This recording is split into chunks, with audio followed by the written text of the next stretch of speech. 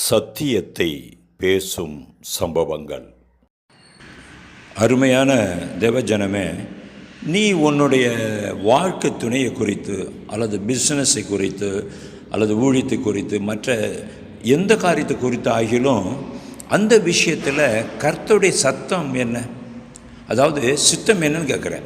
அதாவது சித்தத்தை அறியணும்னா கர்த்தருடைய சத்தத்தை அறிஞ்சிருக்கணும்ல. அதனால தான் அப்படி கேட்குறேன். இப்போது இங்கே அவருடைய சத்தத்தை கேட்டு அந்த மனுஷன் கீழ்ப்படுகிற பொழுது எப்படிப்பட்ட ஆசீர்வாதத்தை அந்த மனுஷன் பெற்றுக்கொள்கிறான் பார்த்தீங்களா? இப்போ நம்ம கவனிக்க வேண்டியது என்னென்னா, இந்த காரியத்தை குறித்து கர்த்தருடைய சத்தம் என்ன. ஆண்டவர் சொன்னார் இல்லையா, என் ஆடுகள் என் சத்தத்தை அறிந்திருக்குது, அதனால தான் பின்னாடி வருதுன்னு சொல்கிறாரு. அவருடைய சத்தத்தை அறியாமல் அவருக்கு பின்னாடி எப்போ போக முடியும்? பின்னாடி போகாமல் எப்படி அந்த மேய்ச்சலை நம்ம அனுபவிக்க முடியும், அந்த ஆசீர்வாதத்தை அனுபவிக்க முடியும்? ஒரு மனிதோடைய வெற்றி தோல்விங்கிறதும் ஒரு மனிதோடைய ஆசீர்வாதம் சாபங்கிறதும் எதில் இருக்குங்கிறத நம்ம வேதத்தில் நம்ம பார்க்குறோம். உபாகமம் 28 எடுத்து வாசிச்சு பாருங்கள். ஒரு மனிதனுடைய ஆசீர்வாதம் சாபம் எங்கே இருக்குங்கிறத கவனித்து பாருங்கள். நீ எதன் மேலே வாழ்க்கையோ அல்லது பிஸ்னஸோ அல்லது ஊழியமோ கட்டுறங்கிறத பொறுத்து தான் அதனுடைய காரியம் அமையும். நீங்கள் கவனமாக இருங்க.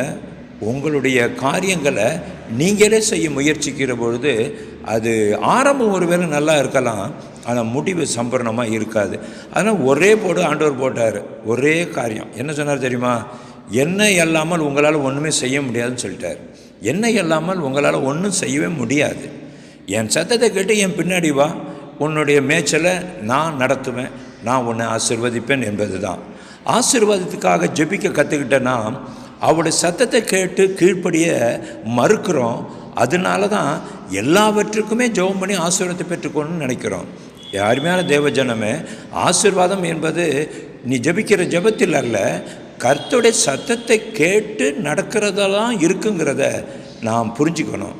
தேவன் தாமே நமக்கு நல்ல பிரகாசம் உள்ள கண்களை கட்டளையிடுவாராக.